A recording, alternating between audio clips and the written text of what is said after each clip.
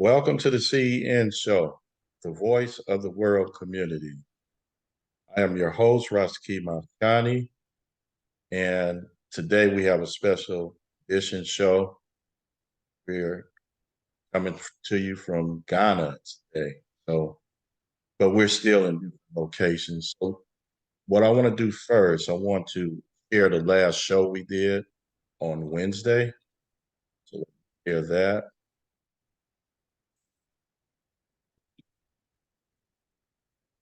Give me a second here. Okay.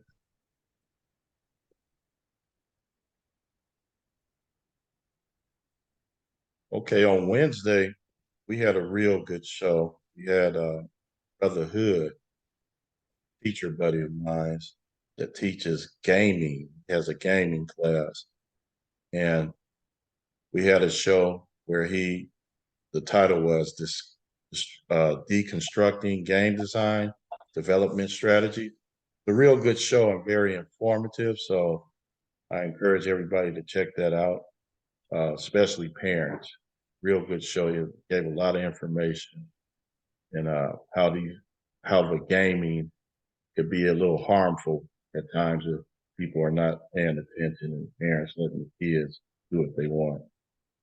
So that was a good show. Encourage everybody to check that out. So today we have, uh, let me introduce the panel first. We got Sister Linda's here from Florida. We have Brother Mashinda out of Louisiana, and we have Sister Sandra Henderson out of Florida also. And we're expecting so that's the panel here today. So now let me introduce my guest for the day. Her name is Priestess Victorious, and I want to share with you the first show we did with her. This is her second show. So 6 months ago, she gave us a whole bunch of information about Ghana, and she's in Ghana. So this is why we're doing this Sunday. And she showed us the place she lived, the things that she's doing. It's very nice place she lives at. The program she has for the children. It's just a lot of good information, and she encourages people to come visit Ghana and even come there to live. So she's going to tell us more about what she does there. So that was a good show. Check it out on Community Education Network on YouTube. So now, Victorious, I met her through Ronnie Forrest, guest of ours on our show you've been on twice, and he visited Ghana. And when he visited Ghana, he found out that the young lady that he was staying with was somebody he knew her. He knew her father, so it's a very small world. He went way to Ghana to find out that his buddy's daughter is out there doing good things. So, yeah, so we encourage everybody to check out, her and her business and what she does. So I'm gonna turn it over to her now. Victorious, thanks for coming on again. And, Yeah. and, and our topic for today is the state of the Black family. But before we get started, Victorious, tell us some more about yourself and the Khalifa Consulting and all of that. Thanks for coming. Yes. So I was born and raised in Los Angeles, California. I grew up throughout Southern California. I have come from a family of educators. And yeah, after undergrad, I moved to the Bay Area and I was there for graduate school. And I was in the Bay Area for 11 years. And during COVID, once the borders opened back up, I said, it's time for me to return to Ghana. I first came to Ghana in 2007, and I would go back and forth I'm an educator, and so during my summer breaks, you usually have around 10 weeks, and I would take around a month or so um, during my summer breaks and come. And then during COVID, I'm like, it's time to relocate, it's time to move, it's time to stay. And so I'm here now. Let's see, I have an LLC, Khalifa Consulting, based in California, and I have an NGO, the Universal Family Network, based in Ghana. And basically, the LLC and the NGO, they essentially do the same thing. One is for profit and one is for donation, love offering. We basically give free birth work, massage, energy healing to the local community, diasporans and Ghanaians. Um, and yeah, the resources from our LLC allow us to be able to offer free services to our brothers and sisters here on the ground. So much. We have our headquarters here, a 5-bedroom, 4-bathroom space. We have a library. We have a classroom for the youth to come and learn and have aftercare. We have a store. And it's just really great and wonderful to be here, to be on the ground, to be supporting in this work, to support our brothers and sisters that are ready to make this move, to visit, to relocate. I also offer different forms of holistic healing. And as an educator and as a holistic healer, our work, our hub, our space is all about that. So we have cultural and wellness tours and retreats for birth work and womb health, cultural education. And so really just being that bridge from diasporans and Ghanaians through Pan-African healing practices, through wellness, through education. So that is what we are up to. Okay, Victorious, I wanted to ask you if we could do something here. Now, our topic is the state of the Black family. Is that correct? So,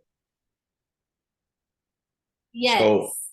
would you like to start with telling us what do you think the state of the Black family is, and then we go around the panel and also get their take on that also. So before we get started, or if you want to do that a little later, it's up to you.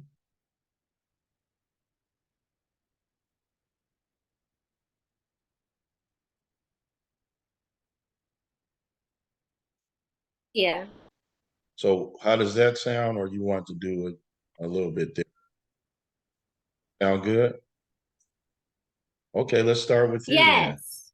What do you think, Okay. or what do you say the state of the Black family is? And is it worldwide, or is it localized? Want to define or what?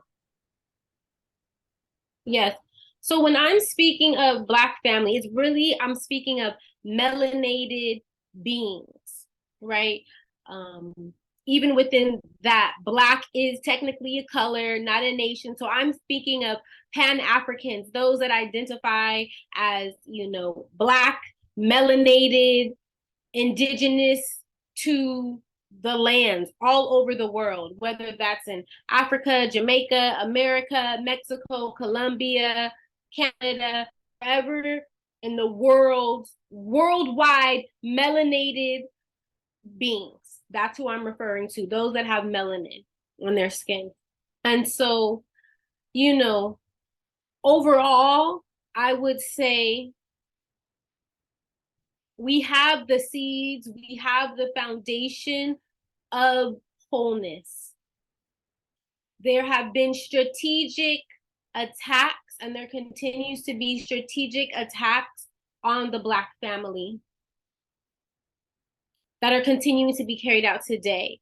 And some of it is from capitalization, colonization.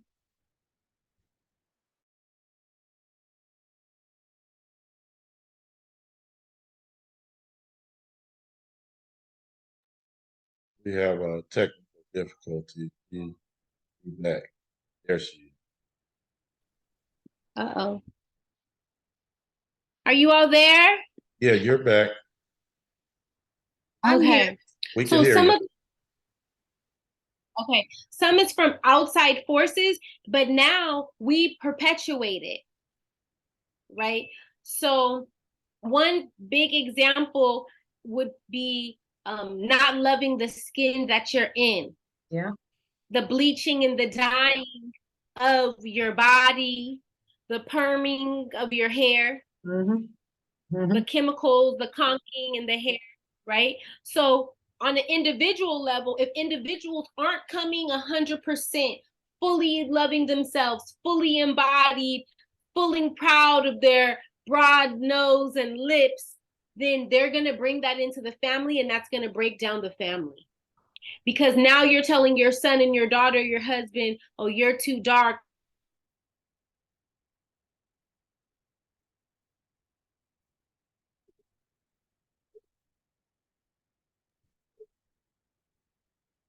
Connection. Okay, you're back. My phone. If I go out again, I'm just gonna do it from my cell phone. The picture quality may not be as good, but I don't want to keep getting cut off. So, there's so much to say as far as the state of the Black family, but the key point that I would say is the state of the Black family is contingent on the state of the individual. And when us as individual melanated people worldwide can love ourselves fully and really show up as full people and do that work, knowing that we have been strategically attacked mentally, physically, psychologically, spiritually, right? So that means maybe we need therapy. We may need somatic healing. We may need to go to ceremony. We may need to work on our physical health and diet and meditations. These are things that I do because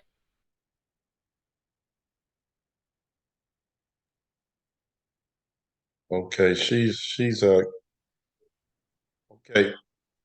you are You're gonna go to the phone now? We're gonna continue. Yeah, I'm gonna go to okay. Sister Linda and get her take while you bring the So I was just going to suggest one thing. Can you give us your information just in case you get out your website that you mentioned with your nonprofit, just in case we lose your connection? Oh yes. Well, we have it right here. CalifaConsulting.com. Right here. CalifaConsulting.com. Thank you. Sorry. Okay, so we're going to continue. Linda, since Yes. you spoke, what do you think the state of the Black family is? I'm in total agreement with what she was just saying, and that's the first time I ever heard the word melanated, and I love it. So I wanted her to continue. I didn't want to. I mean, I have my opinion, but I want to hear what Victorious was saying. Yeah, I just wanted to get the panel's take on the state of the Black family briefly, and I too agree with her, but I have specific things that I want to say. And now I'm gonna go to Sandra. And are you going to come on the phone, right, Victorious? Yeah, I'm pulling it up now. Okay. Do you see me? Yeah, I just let you in. So, Sandra? Good afternoon. Can you hear me? Yes. Hello? Yes, we can hear you. My personal thoughts about the state of the Black family as into regards as to the way we look. I know personally, I think in America, we've gotten a lot better because you have a thing now where Black Girl Rock, we wearing more of our natural hair now. We're getting into organic foods. It's like I see more that we're proud of being Black now than I've seen ever before, more, in the past. And then also I think we need to be it's gonna take the Black woman. I'm sorry to put it like that, because here in America, the educated, I read statistics about there are more educated Black women among in this country more than ever now, amongst Asian, Hispanic, whites. You know, you can Google it and you'll find that we are number one at the top of being educated. And another thing, we need to take back our household. We need to not always blame other people about what's going on in our community. We need to learn how to recycle those Black dollars. Don't be scared to let your kids branch out in the community. We need to just really think about economics, social economics for our people. You know, develop things within our community, make our kids go back to reading, show them how important education is, teach them about space, NASA, instead of going to the beach all the time, take them to NASA. Be more creative with our kids. And I think we're somewhat in trouble if we don't learn how to develop our own and expect other people to do it for us. Okay, thank you. Brother Machinda? What's up? How you doing? Okay. Linda, we'll get back after Brother Machinda. Okay.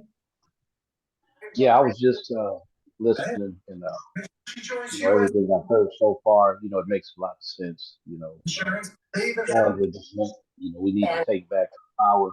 You know, I've always said that a Black woman is more than a pivotal point in the whole equation, and so I'm definitely in line with that.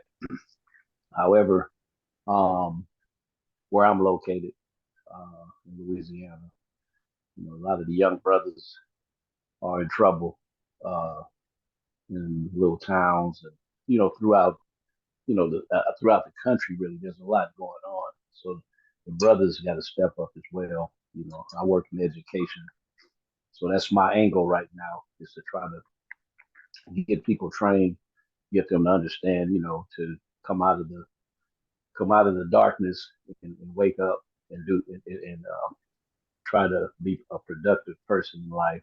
And so it's vast, you know, it's diasporic, you know, it's all over the place. But where I'm at, what I can control, I try to do the best that I can as far as you know, uplifting the youth in particular. But as far as the family goes, the state of the family, you know, there's a lot of, you know, as a whole, you know, like where we're at, there's a lot of people below the poverty line. You know, that's huge.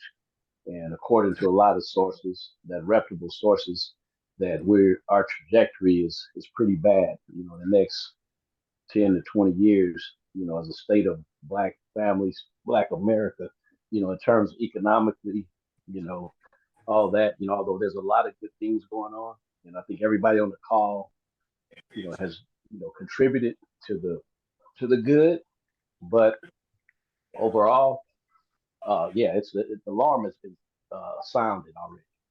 So yeah, but anyway, everybody just keep doing what you're doing, and appreciate the whole presentation this morning or this afternoon.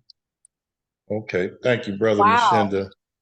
Thank you. Okay, Sister Linda, you had something to say? You had a Oh no, I was just kind of piggyback off of what Sandra was saying with the state of the Black family. And I wanted to also add, now that people are eating better, more conscious eating, healthier, and also growing your own food. okay. And also, I just completely agree with what Sandra was saying. And we are getting better. Of course, we're not where Ghana is. And I wanted to ask her a question about you say it's called Ghanaian. What do you all consider yourself? Can you repeat what you said? Ghanaian. Ghanaian. Thank you. Okay. All right. Thanks, Linda. Brother Ronnie, we initially just getting everyone's take on what do you think the state of the Black family is at this point. This is Brother Ronnie out of Oklahoma. Well, that's a tough question. The fate of the Black family? Yeah, that's the topic today. I think it's improving. I always want to say that we're advancing as a people as we become more aware and garner more knowledge of self.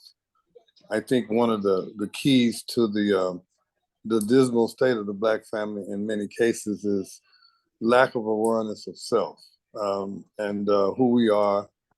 You know, I've always said we come from kings and queens, not slaves.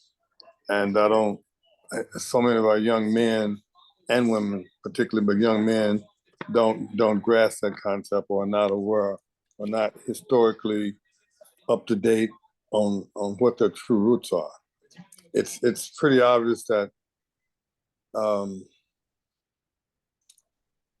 so many Black families are led by women, and women are our strongest component of our society. I've often said if you want to fix the ills in our society, we need a woman president for eight consecutive years or 2 full terms.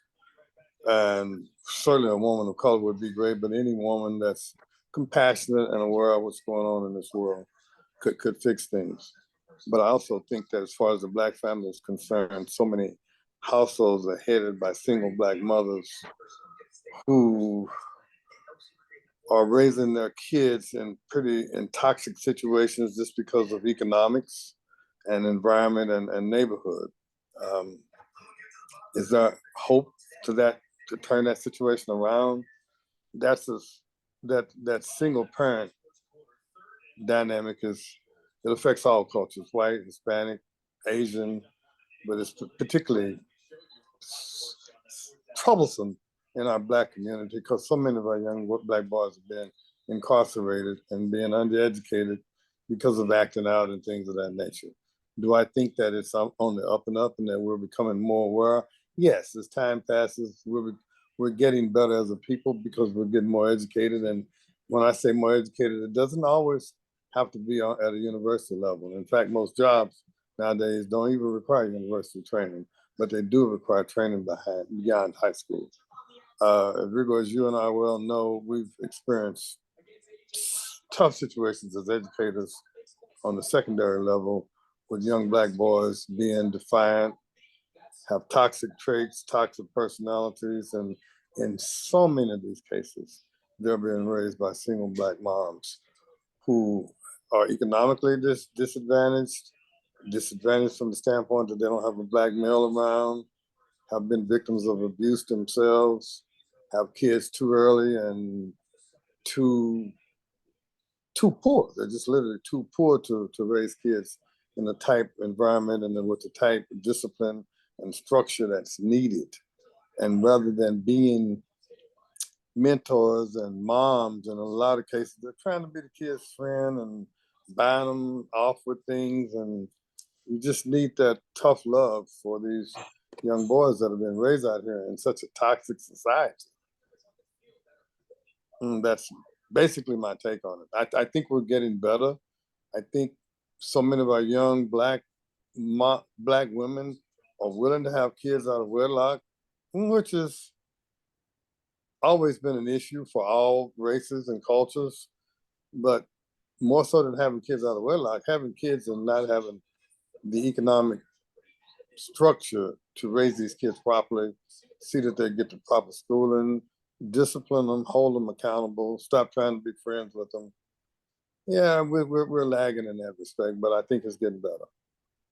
Okay, Sandra, I'm gonna go ahead and go to Victoria so she could go ahead and lead the discussion because she had a particular format she wanted to use. So just wanted to get a quick take on the panel, how they think the Black family, what state Okay. we're in. And Sandra, please chime in. Let's hear it. I'm loving the conversation, the dialogue. Okay, so if Victorious, that's fine with you? Oh Okay. yeah, come on. Okay, so go ahead, Sandra.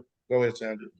No, I just wanted to add that, because I was a single parent, But you know, we have educators that in our this all around in our community where they need to bring their talent like you did, sister. You took it to Ghana and you created educational things for, you know, Black American kids.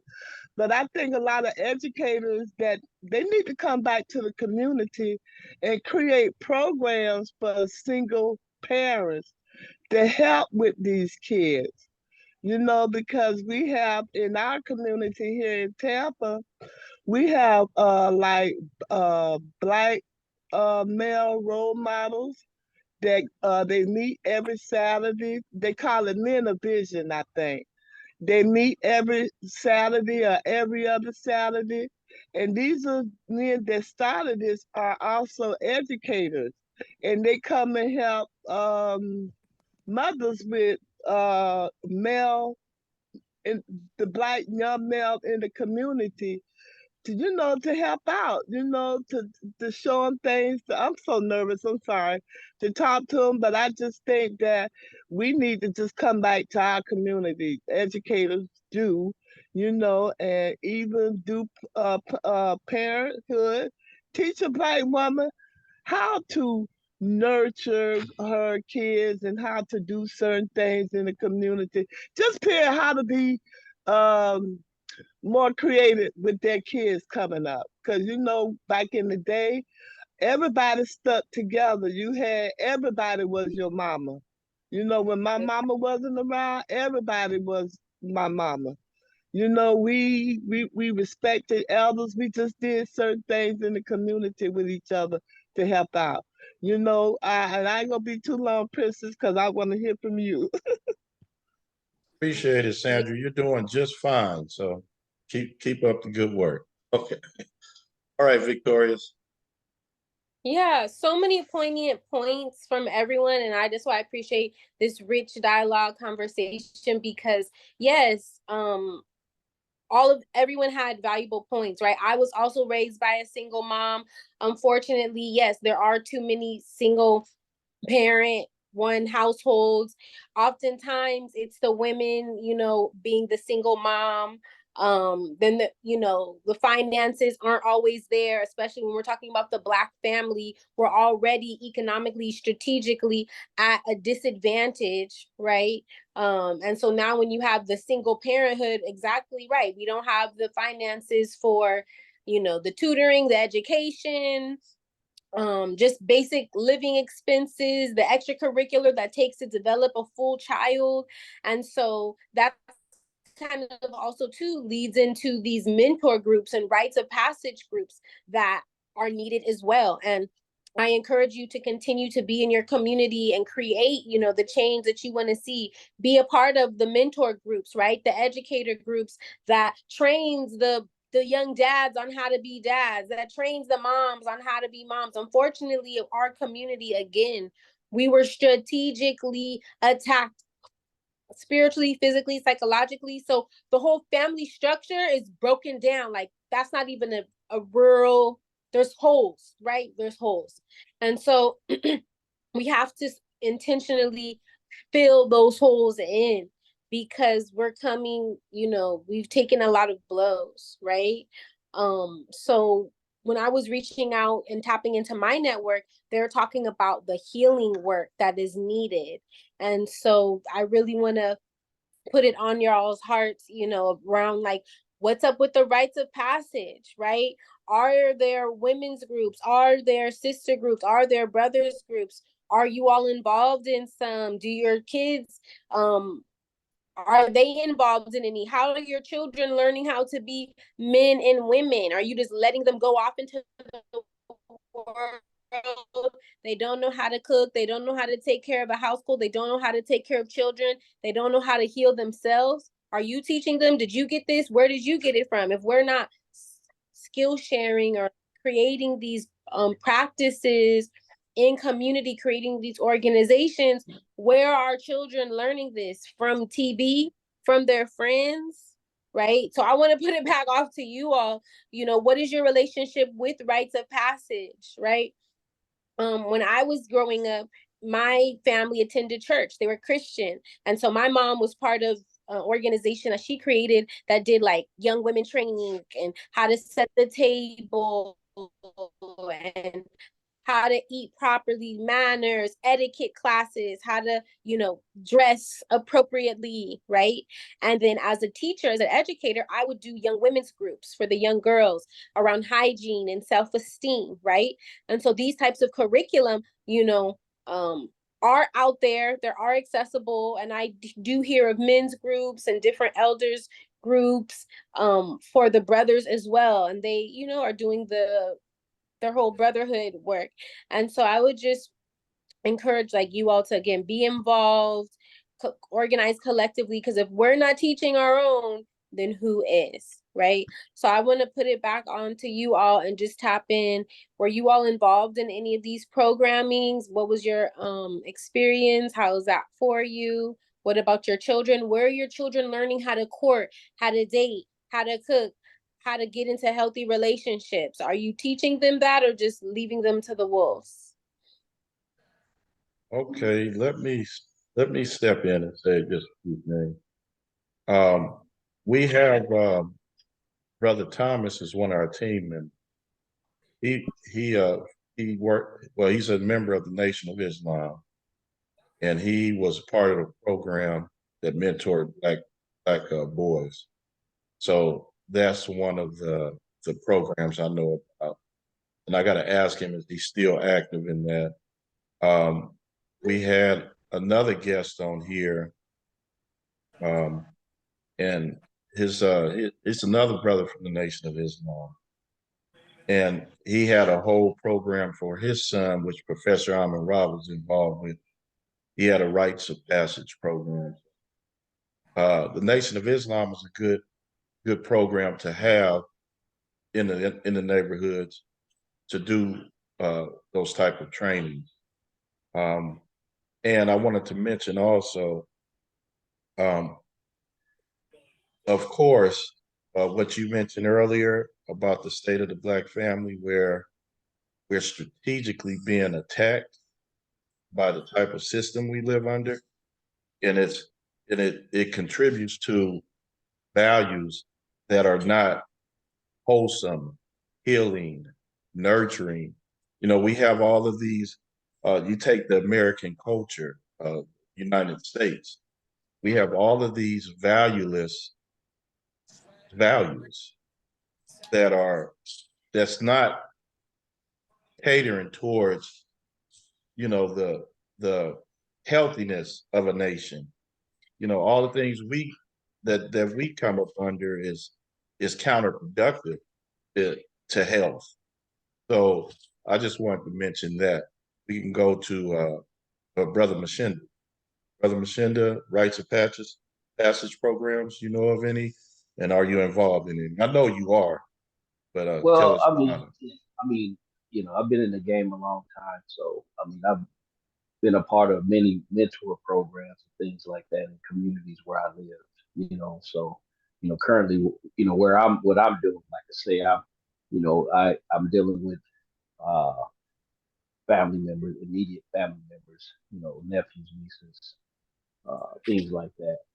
Trying to, within the family. I mean, don't get me wrong, I don't ignore. There are some of their friends that are involved, but basically, recently, one of my brother-in-law just passed away, and he had three grandchildren, three grandboys, and so I went and picked him up yesterday and brought him over to the house, and had a couple other nephews and one of their friends, and so me, so basic conversation. What's on your mind? You got to find out. Lowest common. Find out what's happening. What's going on. What's going on. What how's school going on? Who's doing what? And so it sparked that conversation. And then of course, I've always been available to help tutor with subject matter in school. These are school age kids might need help with math or English or reading, writing, whatever, that kind of thing. But there's I think it was 100 men, like I think one of the other panelists or guests, one of the panel members had mentioned about the men's group. There's a local men's group. I'm not a part of that men's group, but there is a men's group in this town. It's called, I think it's 100 Men, and they over the years have provided uh, field trips and leadership and just basic mentorship to the youth. However, a lot of the men are getting older, and when I say getting older, they get coming to a time where somebody has to take the baton, and so you kind of train up other leaders to do it. So it's a little few and far between, because I think we've lost, like, I don't say generations or whatever, but it's kind of like with social media, different other distractions out there that have the mind of our youth, competing with that. That's a task in itself. So so anyway, but that's local here.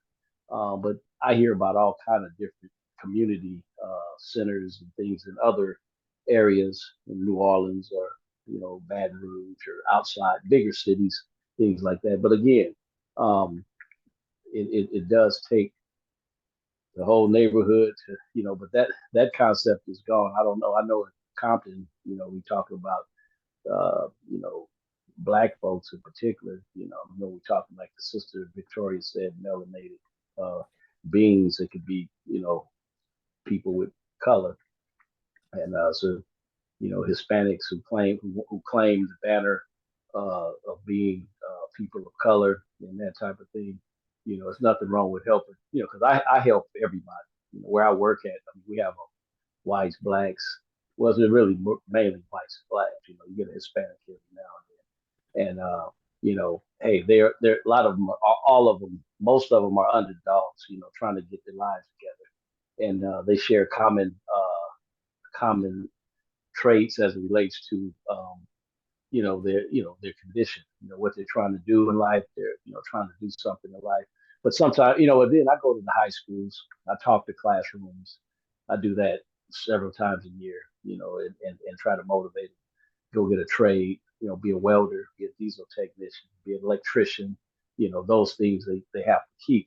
Like the brother said, you don't have to go to the university to get education. Education is just information.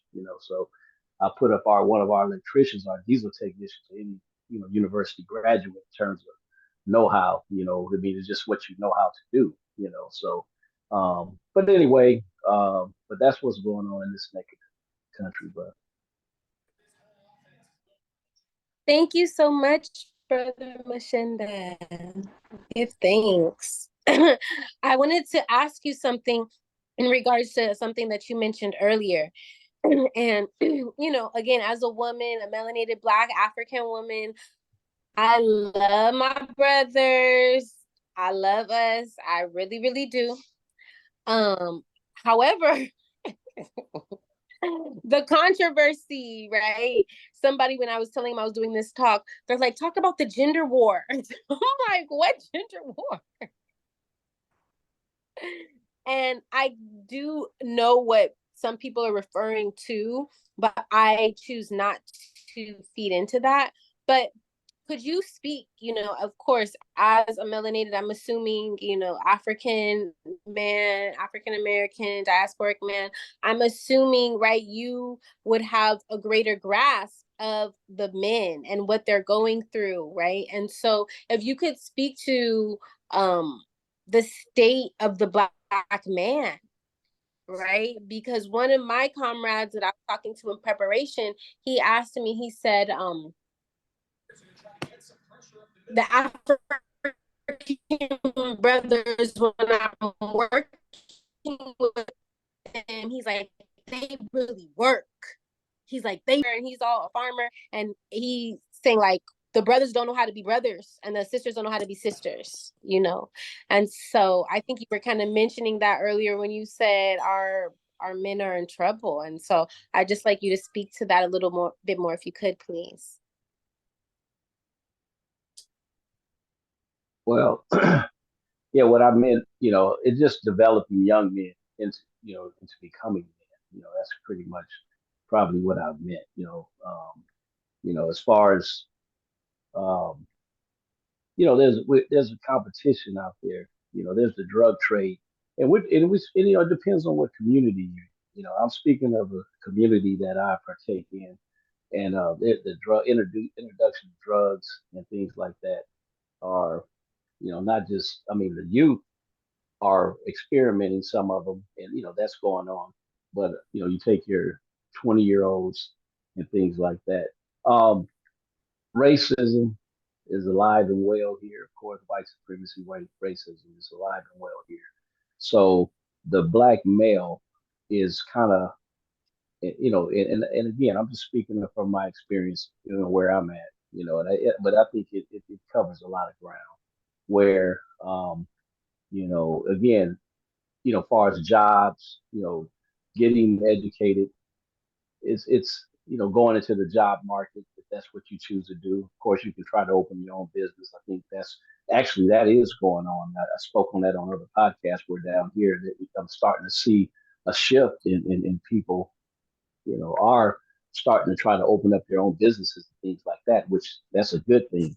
But just the overall picture of it, when I was speaking on, the black man in trouble, yeah, I mean, it's, a black woman. I mean, I was raised by a black woman primarily, single household. And, I think she did a great job. And I like to think that I'm okay. Rest of everybody else is okay. But still, that was me who had to help from, during that generation where I was part of that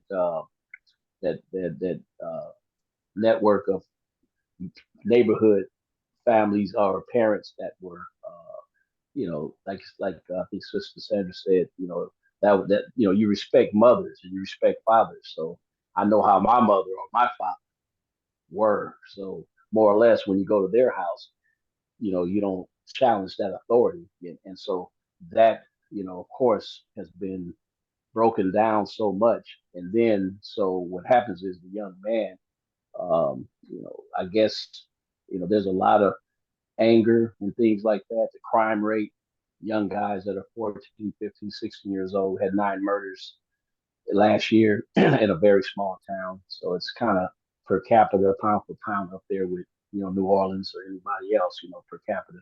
And so what happens is they're getting younger and younger. So that's indicative of, they won't make it to manhood. A lot of them won't make it, or if they do, they're inundated with other stresses in life, like being in fear because all the drama that's going around, being bullied at school, things like that. This is with real time going on in these schools right now, where there's a lot of bullying. So you look to the leadership of the school, there's a lot of breakdown in a lot of the school systems, and so again, when the black male is introduced to this and is migrating through life, just going through life, hopefully he can make it to adulthood. A lot of them, that old saying, some of them don't think they're going to make it to 20 years old or 18. So they're living for now and things like that.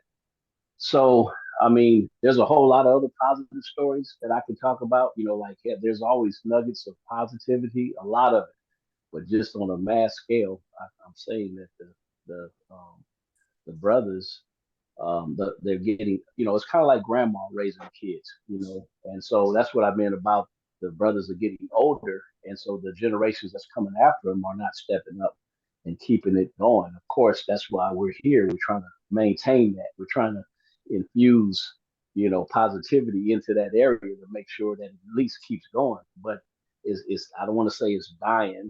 I want to be positive. The glass half full, not half empty. But there's some attrition going on. There's some deterioration and it's like like kind of like a cancer. It's got to be dealt with. So we shouldn't. So again, I'm just concerned about the youngsters trying to become me.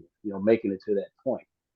So and I'm tired. I've been in the game a long time. And I enjoy what I do, but at the same time, at some point, it's it comes. It don't won't never come to an end. But that every day, every day, every day, because I mean, again, I got, like I said, I have enough family members to deal with, nephews and nieces. I think that's where it starts. Round up those folks. Everybody grab their family members. That's enough in itself. And But the state of the black man, I mean, there's a lot of, like I say, there's good men out there doing a lot of positive things, and I applaud them. And like I said, I don't want to be negative because we can think of negative, but what I'm looking at from this vantage point, there's a lot of help needed with the young brothers. I mean, it's like almost. Uh, I don't really know. I'm still researching it right now as far as like what's really going on, because this, like I say, social media has a lot of influence on our children's thinking. And so a lot of the older men they don't might not understand social media, TikTok, those things, whatever. So you got to go where they're at to communicate with them. So anyway, but I know I was all over the place with that, but I hope I answered some of your questions. Thank you. So yes, yes, yes, yes. And I'm just definitely just grateful and appreciative that you're doing the work that you're doing. And, you're right. It does start with the family, so if we could just work on our own self and our own family, we're doing good. If you're able to do more, all power to you. Brother Ronnie, do you care to chime in around the state of the Black man, right? You mentioned the single moms. Why are these men creating single mamas? What is going on? It's a tragic situation. Why are they doing it? Sexual gratification, the macho toxic culture that goes on among not only Black men in this country, but men in general. Women too easy to accept less than what they deserve. Young girls who suffer from lack of self-esteem, and there's a whole subset of Black men that are literally predators. Men in general, predators, particularly when it comes to sex. It's ugly. It's just really, really ugly. One of my administrators at Long Beach that Rigo and I worked with in the alternative school setting said that it's a shame, but it's a classic example. Our kids, the ones that are fortunate enough to graduate, think it's a rite of passage then to have a child. And women are not so, like our parents' generation, so dependent on having a partner, i.e. a husband, or at least a contributing man on his feet to help them out. We have so many Black men who used to go to a barbershop right by Long Beach Poly. And I just see a succession of guys walking in on a daily basis to the barbershop, pants hanging on their ass, smelling like weed, 40 plus years old, got 2 baby mamas, then been to the penitentiary and living with their mama. And that culture is just so strong in every major city in America. And I imagine overseas where you are in Ghana, Nigeria, other places like that, that culture is just so strong. So many of our young Black men are almost anti-education. That is, they come to school to show out, to preen, to walk around. Rigo had a term for them called costume people. Walk around in these various disguises, being cool, but not being buying into the actual education makes you stronger and better. So we produce these guys, they get cases, but they always have willing women to listen to them, and in many instances to procreate from them.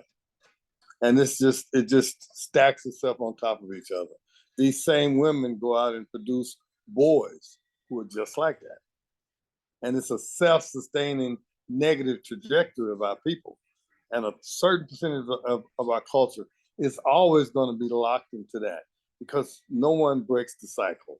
Or the few that break the cycle, it's almost so discouraging to go back and stick your hand in there and try to pull some of them out that it's just tough. My biggest detractors as a Black educator in my 20 years of teaching in Long Beach was Black moms defending kids who they knew were dead set wrong. Well, you picking on my baby. You should cut him some slack. I'm cutting him some slack just from the standpoint I'm on the phone trying to negotiate with you about his bad behavior. And you saying, well, he didn't have this, he didn't have that. And His dad is locked up. His dad is not in the home. Is that my fault?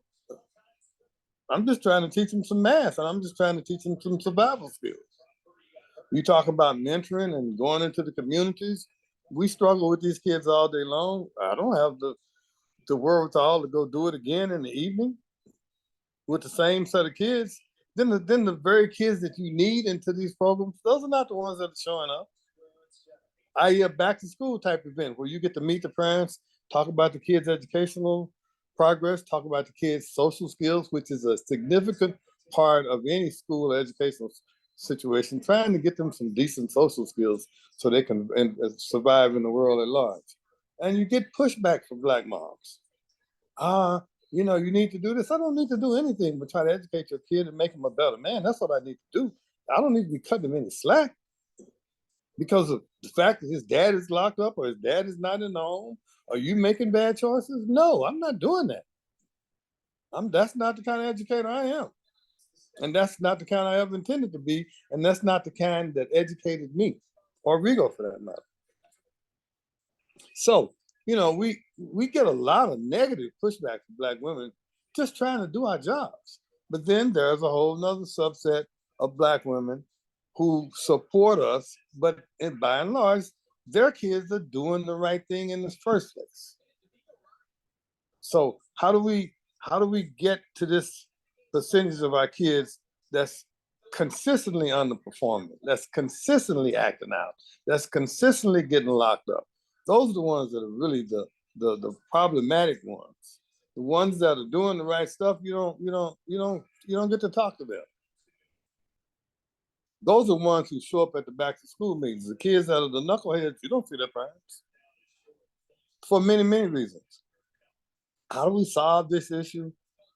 Well, someone mentioned earlier that, you know, we were, for most of us that are at our age, we were kind of raised in the church. We had some grounding. The church is diminishing yearly as a source of support for the family structure because of the issues with it in itself. The church is not active in trying to pull these young Black boys in because, first of all, they're not going to church. The church pretty much mentors to those who come. And that's it, those who come and contribute, but they're not reaching out in the community to set up these programs or allowing their facilities to be used for things of this nature. Now, and let me get it, there's always exceptions to that. There's always a single church or a single ministry that does these kind of things. But by and large, that's not happening on a level that's sufficient enough to pull us up out of this madness. And as long as we have parents trying to be friends to kids and rewarding kids with iPhones, new Nikes, who are failing in school and acting out, this problem persists. It's just like a pandemic of I won't call it ignorance, but just lack of, again, I said lack of, we don't know who we are. We don't know ourselves. We don't know our history. And if you don't know from whence you came, you really have no future except struggle. But that can be reversed through education, and they're just not education minded. I could go on, but you know, that's pretty much it. What do you think? Well, can I say a few things? Absolutely. Uh, Ronnie and I worked together for years, at least 5 years together, working with the same type of kids. I think it goes back to the conditioning and our value system that we took from our captor. I mean, that's it in a nutshell. Victorious mentioned it. You mentioned it, Ronnie. Ms. Shinda have mentioned it before. We have to actually change our mindset, and then we able to change other mindsets through interaction and examples. You got to be the person that you want other people to be. And I think that that helps. And I want to mention, Victorious, the CEN, the Community Education Network, our organization, we have a mentorship program that we've already tried out. And it actually is a pretty good program. It's a 10-week program that work on personal characteristic of a individual, and it's peer mentorship. My daughter mentored. Well, it's peer mentorship, and it also could be, I mentored a autistic boy that was about 13, and and the parent was satisfied with the program. My daughter mentored another girl that was uh, like 16, 17 years old, and helped her out. And we still keep in contact because I work with the child's mother, and we still from time to time interact with her. And we have a mentorship program that works on personal characteristics. So I wanted to mention that. All right, Victorious, Yes. back to So, you. you know, I'm happy to hear feedback and know that you all are doing your work. I guess like that's it. We're preaching to the choir because we all are in our communities and active with our families. It's just as you all mentioned it, the effort, it's too few, right? It needs to spread. It needs to be a bigger um force. Sandra, did you want to chime in on the rites of passage conversation? I was more involved with the rites of passage when I was in California. Uh, and I haven't been involved with one since I moved to Tampa. Um, but I am involved in the community with various other organizations that promote recycling Black dollars into the community. Like we buy from our own, and my specialties that I deal with parents with children with autism. And but can I make a comment on something one of the Oh, brothers talked about? sure. I wanted to add that I don't know if you guys ever read the book Message to the Black Man by Elijah Muhammad. It's really a good book to read where he spoke about having our own schools that Black males being taught by people that look like us, and having our own schools in our community. And because I don't know if y'all remember Marva Collins, who actually Absolutely. was an educator, and I guess she retired, but she actually came back to the community and started her own school. She had kids in the inner city, like third, fourth grade, reading at a higher level. She did really well with her school. And I think that if we just really take the time and the patience, because I was that mother that brother talked about, but I would go to my kids' school and follow up with my kids, follow up with their teachers. And I was one of them mothers like, hey, what y'all doing? But I had to learn to be more better than what I was, and because presentation is very important. Just because you came from a certain area or low income background, that don't mean your kids have to go to school acting like that, portraying, uh, where they came from. But I think if we just had more educators to come back to the community and basically start schools, because I know a lot of educators. What they do, they go and retire, and figured that they worked all the many years in the school system. They're not going, I see it as selfishly because I have cousins that retire educators, and I be trying to encourage them. hey, come on, let's start a school, let's do this and do that. But I think if a black male growing up in the inner city or anywhere, if he start out, his first teacher is his mother. And I think if he start out seeing people that look like us, I think it'll be much better. I don't know. Correct me if I'm wrong. It's okay. You're not wrong by no means. Give you an example. The high school, I live in Oklahoma City, and the high school I graduated, Oklahoma City Douglas, was seeking some retired teachers to tutor kids in math and English for statewide tests and just to bring up their proficiency levels. I'm 70, I'll be 76, 77 years old in a few months. I'm done. I gave at the office. I spent 20 years in the trenches in Long Beach. I spent another 6 in Tulsa. I don't have the energy or the desire to do that anymore. I think the younger people need to take that up. I'm an old guy.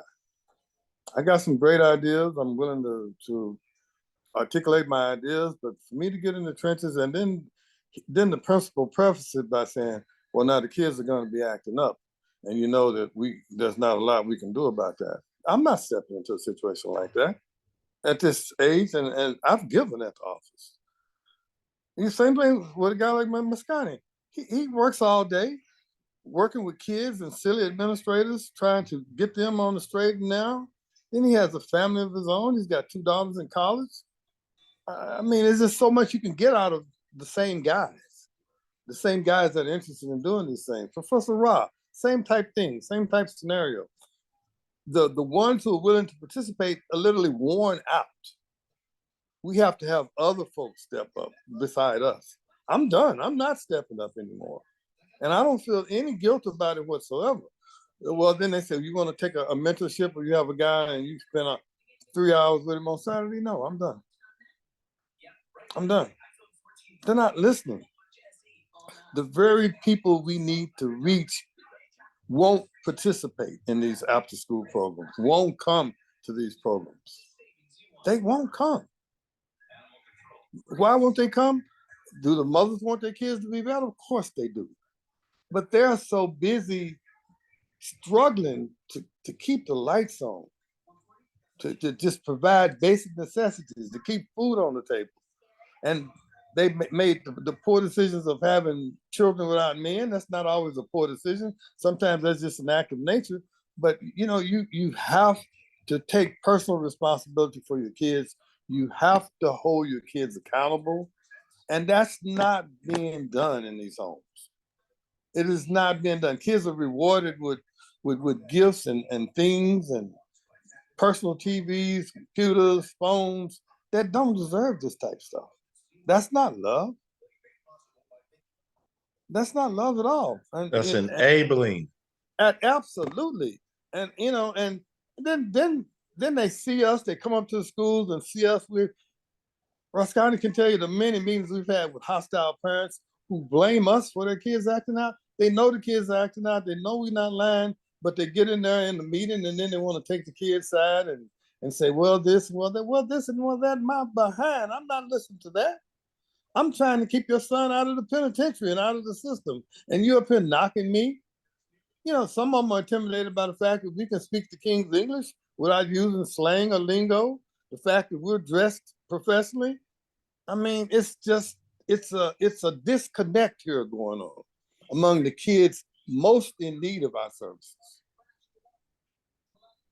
The kids that are, say, i.e., upper middle class and what, in 2-parent homes in many occasions, with that are not living at the poverty line, they're gonna be okay for the most part because they have role models at home. So many of these young Black men with these toxic masculine traits don't have good role models.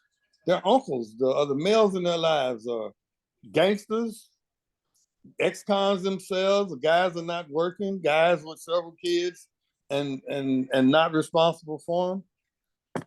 It's just so much we can do as educators.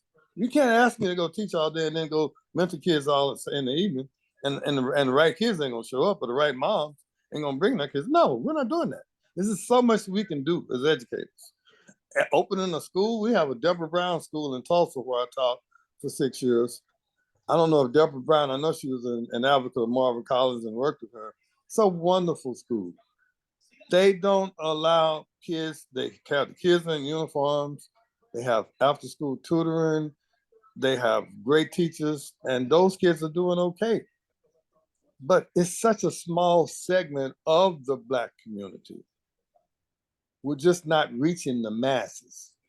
And we can't reach the masses because any educator, particularly at the secondary or the middle school level, will tell you that the biggest problem with students is poor parenting. I learned most of what I learned at home from my mom. My mom forced me to read encyclopedias and dictionaries. That's not going on. And we in many of these households, they don't have that. So it's a tough battle we're fighting. And there's just so much we as educators and mentors and community activists can do without some participation from the parents. I'm done. Thank you, Ronnie Roberts. Everything. Yes, Rascani? Sandra had her hand up. Sandra, you had your hand. I'm sorry, I had a question for the brother. He basically was saying that he was tired and he's not going blase, blase. But you can always draw up a plan for like Sandra, a proposal. I'm gonna cut you off. I'm gonna cut you off here because again, I'm under 40 years old. I packed up all of my educational materials. I taught in Oakland, I taught in Inglewood, I taught in Hunters Point, San Francisco. I'm here, I'm doing it. I'm a millennial. Okay. I'm not sure what generation you are. Ronnie's told his story, right? He's put in his time, he's paid his dues, he's passed the torch. I got it. I'm on it. We out here. If you are inspired to start a school, then by all means, please, all hands on deck, right? And that's what this conversation is about, is not saying and telling the next person what is their dream and what is their whatever. It's us, each individuals, taking personal responsibility for our health, for our family, for our community, you know? And so that's why I'm just gonna, because this is conversation, but we're not directly telling each other what to do, right? So I just want to move that along. What are you doing personally, Sandra, in your community with your family? I have a nonprofit that deals with families with children on the spectrum with autism because So you have blueprints and you already have the organizational structure, right? Yes. And so that's what we all can do is use our blueprints, our structures, our mentorship to mentor little brothers and little sisters and people coming after us, because that's really what is needed. And that's what I believe, you know, Ronnie was kind of touching on, is this passing of the torch, right? And that's also a mark of, if are you effective, is if you're gone, is the work still moving? Do you have you trained 10 more people to do your job? Are you training the little brothers and the little sisters to be able to, you know, make life for themselves, learn different skills, creating your educational spaces, right? That's the mark of what the community needs, is us recycling this knowledge, this education, this information. Amen. You said what? I said, amen, you're right. Yes. I have idea of Victorious that I'm gonna talk to you about, and we're gonna partnership you in Ghana. So I'll talk to you about that a little later. Yes, we are here for it. You know, Yes. it's really deep because Spirit just said the state of the Black family, that's what we need to talk about. And again, I love us. I love our people. I love us so much, but it's a little disheartening, you know, where the conditions that we're in, right? Being born and raised in California, my parents weren't together, right? My mom, I didn't choose well. Both of my parents were, but again, they were products of the system, right? Our people were strategically bred. And so this whole family system wasn't there, you know? So I would ask my mom growing up, like, why would you pick my dad? He's not the best mate, you know? But what did I do for my life? I'm like, okay, I'm going to make sure I'm going to be in a relationship and a partnership where I'm equally yoked, right? And so that's kind of, you know, what I'm in now is I'm 36 years old. I've never been married. I have been engaged before, but it didn't work out, but it's okay. I'm here in Ghana now, and the brothers that I'm in conversation now about like family and relationships, you know, they have a certain consciousness because I can't allow myself to be in a relationship with someone where they're not going to propel me and help me move forward, because I've seen sisters, my community sisters, again, as a woman being with other women and seeing they're having children, they're in these relationships. If it doesn't work out, then they're the single mom, not able to fully provide for their children. And it's just this whole, it just spirals out, right? And so I've been, you know, really intentional about, you know, like who I want to have as a partner, a mate, a husband, have children with, because that's the biggest determiner of how your future will be, you know? And it's a little sad, right? But it's cool. Like, it's a blessing. You gotta, maybe some people gotta come all the way to Africa to get, you know, men that know how to take care and care for and protect and provide for a Black woman such as myself, where the brothers I'll see in the States, I would say they may not have the ambition that I had. Like, you know, you're saying they're still living at home. You know, they're not wanting to build their own businesses. They would rather like work at a bar or work at an after school program. And again, when you're thinking about family, you're not going to be able to have enough money for a family working at a bar or after school program, still living on your mama couch. How could how can we even be together? Absolutely. Laughable, right? And so it's unfortunate that our men haven't been trained. They don't have this manhood training. And so the standards that I would have as a woman in, you know, California for my brothers is like, you're doing too much. It's too much, right? And and also emotional development and spiritual development and just health, right? So I see the women going to women's healing and going to women's retreats and doing therapy.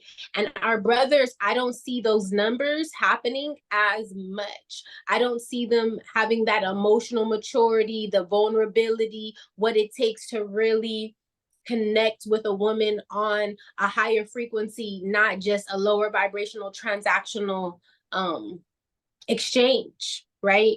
And so it's really interesting because a conversation that me and some of my sister friends have is, now that we have a certain level of education and certain like emotional, psychological, spiritual standards, the pool for eligible bachelors, you know, is not as prevalent, you know? So although I don't really have those issues, but you know, it is a reality that some people face, and it can be disheartening, you know. And so kind of it is a big deal, right? Literally having to come all the way. And again, I don't feel like, I know I'm talented, I know I'm smart, I know I'm beautiful, and I have standards, but especially in California, the brothers may want a woman where I can just lay up under her and she'll take care of me, right? I don't need to do anything. I can play video games all day and she's gonna cook and clean, and or maybe they don't even want to be with Black women. They want to be with a white woman whose family has a trust fund for her and her daddy gives her an allowance. So she doesn't care if you're eating up all of her groceries. She doesn't care if you're not providing for the household because her daddy got that. She got inheritance. She just want a little Black accessory cute boyfriend on her arm, where I'm like, that same brother, I'm like, no, brother, you need to come on, like, what's your 5-year plan? And let's contribute. You can't come over and lay up at my house all day and eat up all my groceries. That's not going to work.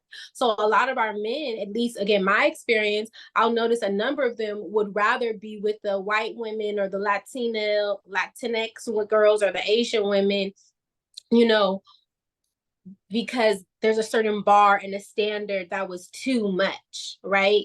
So it's very, yeah, that part I feel like is a little disheartening and can be a little bit sad. And then I feel like for the brothers that I meet here on the continent, they like to have like their village girlfriend who all she knows is being at the house and cooking and cleaning from 5 a.m. to 7 at night. She don't want to go nowhere. She don't want to do anything. She just want to lay up and cook and clean and get babies. So some of our brothers are like, oh, our sisters, they don't know how to be wives. They don't know how to be mothers. They don't know how to be loyal and take care of a home. So I'm going to just go to Africa and I'm have my little African wives. Some of them are young girls. That's a whole nother conversation. So yeah, it's very interesting dynamic that we have here. Well, can I say this? Yes, sir. When you're under attack and you've been programmed to be a certain way and it's working, this is why we have all of this. And this is why we need to throw out the value system that we have and come with the one we're supposed to have. Like Brother Ronnie said, know thyself. And you know, the simple core values that we need, a lot of people exchange that for these values that doesn't mean anything. And you know, and they take on this personality of their captor, which is terrible. I mean, and then it takes education to figure that out once you were programmed, because I was. So I can speak on it and look at the transformation that I made. It took years, but when you're in those formative years in that adolescence, wow, it's and you getting like Brother Ronnie was talking about, you know, these guys, all they running around trying to conquer women. That was in the neighborhood. You know, this is the values that was being taught. Or you running around here playing cops and robbers, gang banging, and all this war and gang violence. They learned that from the white man. Well, from the system. You know, we're over in what is that Russia and Ukraine. We're funding Ukraine, uh, with all of these weapons and other countries and weapons. We're being taught to be these heathen type people to kill each other. That's a value we don't need. We should be sustaining life, not taking life. Male masculinity. You know, it's just it's crazy. So we have this model in front of us that's saying this is how you should be, and then it's perpetuated through media and song, you know, and raps and all of that, and they allow it to just flourish in our neighborhoods. We have all of this stuff coming at us that is unhealthy, and we just take it in and take it and grasp it. You know, Brother Machinda is saying we having these killings where he is in Bogalusa, Louisiana, in a small town. You know, we just taking on this personality of this person that doesn't care anything about us. But this is why we have this uphill fight and battle. And Brother Roddy contributes to our cause that we're doing here, which is educating. So he's not finished. You know, he does it in another way. And I'm gonna present some things to him later on that he might jump on, you know. So we're not done. Right. If you're around me, you're not done. The work just transforms. It looks different. That's right. In the classrooms, but now I'm not directly in the classroom. We have a drop-in center for the community youth here. So, you know, so it's like you do what you can. As long as you're still supporting in whatever capacity works for you. You know, it could be your family, it could be once a month, whatever. Just do something, you know. Yeah, there's so much to get into. The main thing that I think all of us touched on is the knowledge of self, right? And just having the consciousness of do you know who you are, right? Are you proud of who you are? Do you know where you came from? Making positive strides for self-improvement, right? So really, you know, this work is not gonna get solved in our time, in our generation, but it's about planting those seeds for the just doing what we can, right? It was years, the colonizers had years of programming us, and it's going to take years for us to deprogram and decolonize. But again, it starts with ourselves, right? It starts with our families. And that's why for me, I take time to stretch and work out and eat healthy and do my self-development work to heal myself, because I know my parents were colonized, right? I know my grandparents were colonized. And so I don't want to perpetuate that in my relationships with my friends, my communities, with partners, with my future husband, with my children. So I'm working on myself so that I can attract the highest possible reflection. And if we each and everyone does their own personal work, then hey, they're going to attract who they are. Even if you're attracting yourself, as you make yourself be damn good, right? And so that's what I would say, you know, for the Black family, is if we're all coming as wholes, 100%, not fragmented, traumatized pieces, and now we're spewing and traumatizing each other. And it's gonna take time, you know, because if you've never been taught, you know, that baby powder is not really good to put on the baby, or Vaseline is not good for the baby, or cow's milk is not good for your baby, you don't know, right? So we just have to continue to educate, continue to teach one another, leading with love, you know. And I have faith in our people, and I know, you know, it's going to turn around. Okay, well, we've been here for a while. Sister Making It Happen just came in, and I guess we can get a final word from her, and then Victorious, you could close out. Then I could share what's going on for this week coming up. So, Sister Making It Happen, would you want to kind of brief her on what we said, and then if she could have any contributing words? So we've talked about so much, right? We talked about so much, but the overarching theme is, due to colonization, our men don't have the skills and the training to be men, right?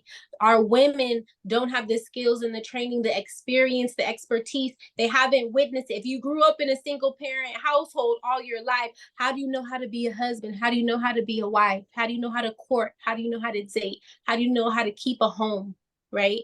How do you know to care for your wife or your husband spiritually, psychologically, emotionally, right?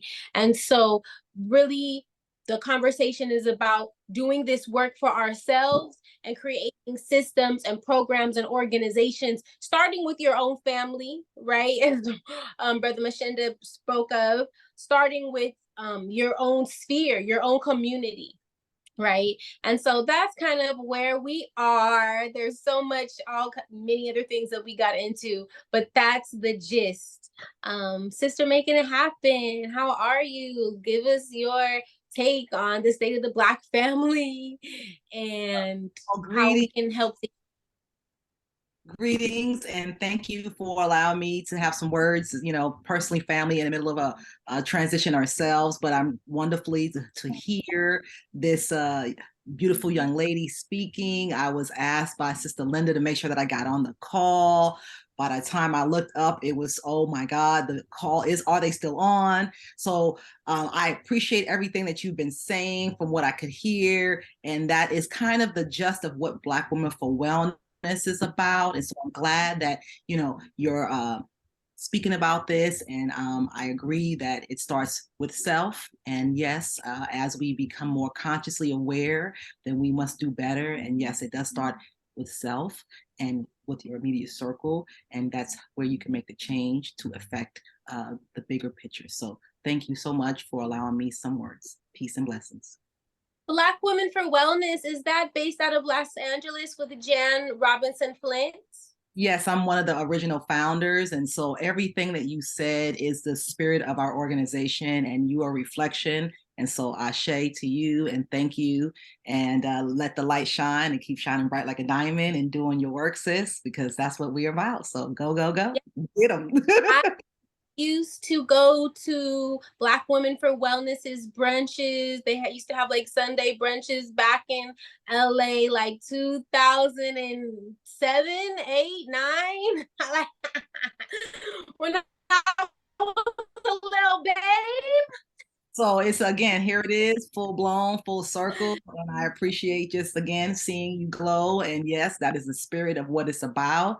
And we can affect the change because we have to for our future, and we must think about our future. So there it is. Right.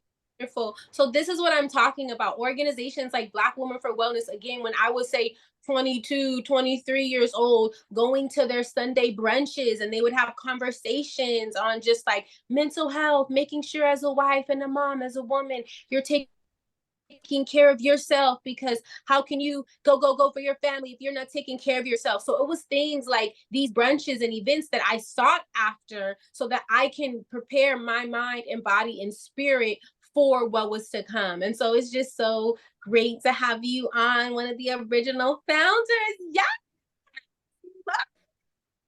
And so we'll connect, we'll stay connected, brother. Brother Moore, Masakani, put this together, and we'll be together, and we're here. So if you need to reach me, he knows how to reach me directly, and we can continue to build and join missions and continue to do what we need to do to get our community back on track and, of course, correct ourselves. Right. It's a life, for those of us, like I think all of us on this call, we know that it's a lifelong practice, right? No matter what the work looks like or how it evolves, this is a lifelong practice. And that's something too that I think about, even just, in as far as the family, me, a single woman, never giving birth, right? So for my partners, the brothers that I'm interested in, they're doing what I'm doing. They're building intentional communities. They're on the continent. They're mindful eaters. They're healthy, right? So if you're not on that page, what is there to talk about? What is that? There's nothing, And so you have to, that was another point that some people chimed in about compatibility and being with someone that can be compatible, right? If I'm all about health and wellness and repatriation, my partner needs to reflect that. They can't be all in capitalism and not a community member. It's not going to work. You have to have people that are complementary pieces and parts, and you can't be so eager and desperate and thirsty and not love yourself that you're just going to run out.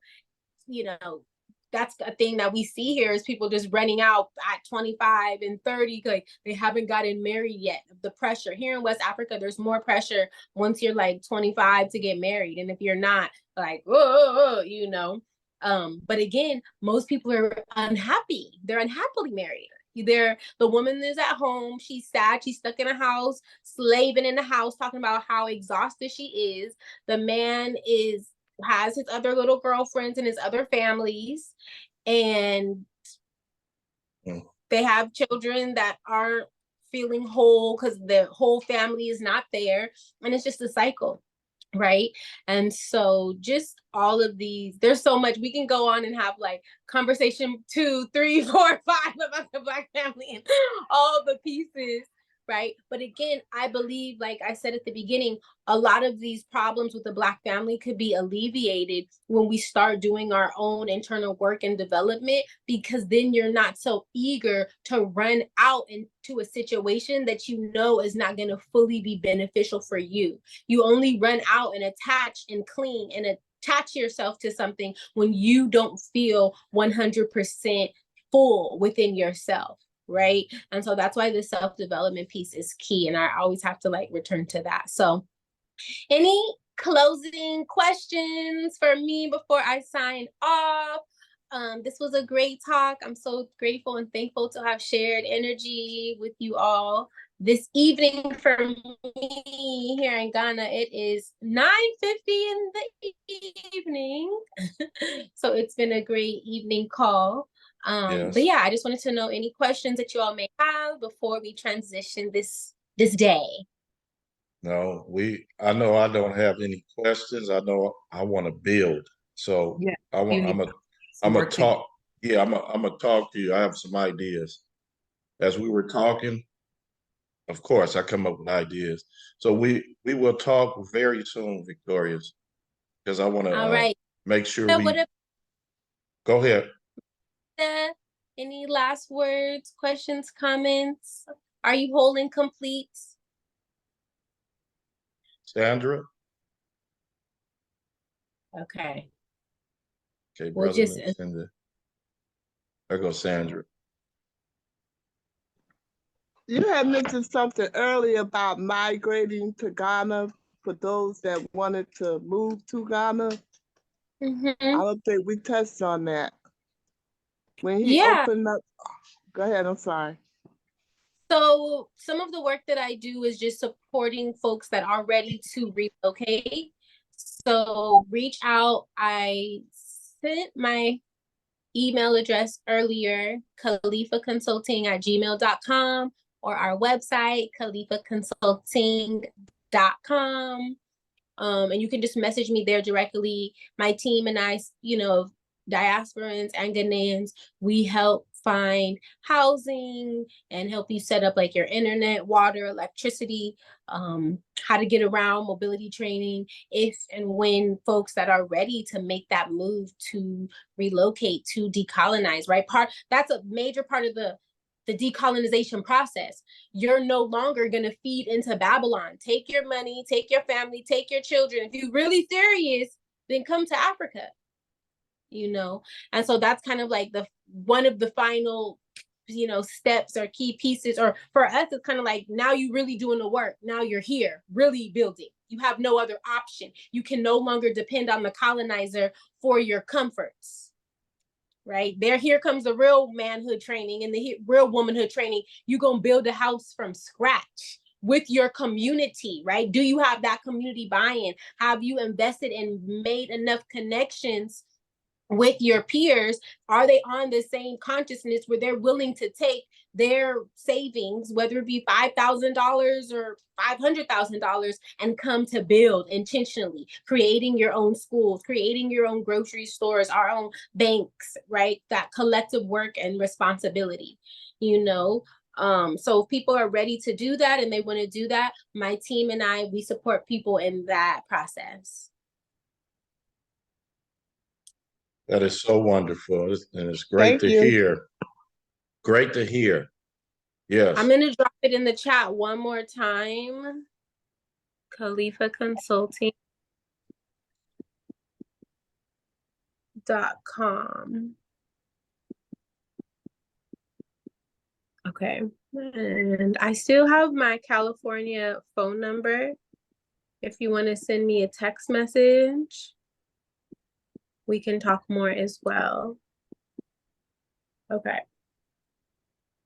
Cool. Okay. Thanks a lot for that. Now, I want to thank everyone for being here. Glorious, excellent. I'm glad you're able to come on with us and share about Ghana and the state of the Black family. We have our work cut out for us, but what better work is there? That's what I want to know. What better work is there? Exactly. Sandra, thanks for coming. Appreciate it. Hoping to see you be a guest on Conscious Corner, and you're always welcome to be a guest on the CEN show. Sister, making it happen. I'm glad you were able to come and bless us with your presence. Brother Machinda, Brother Machinda, excellent as always. Thanks for being here. Linda was here. I thank her. And also we had Brother Ronnie. So excellent presentation and discussion. And we're going to keep doing it until we can't do it. And then we're going to pass it on.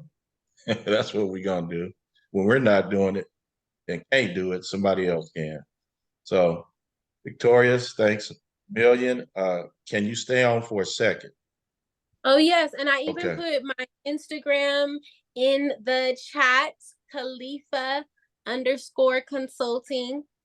You can also find me at Priestess_Victorious. I put Okay. like email, my phone number, I put everything for you all. Let me share what we got going for this week. Okay, folks.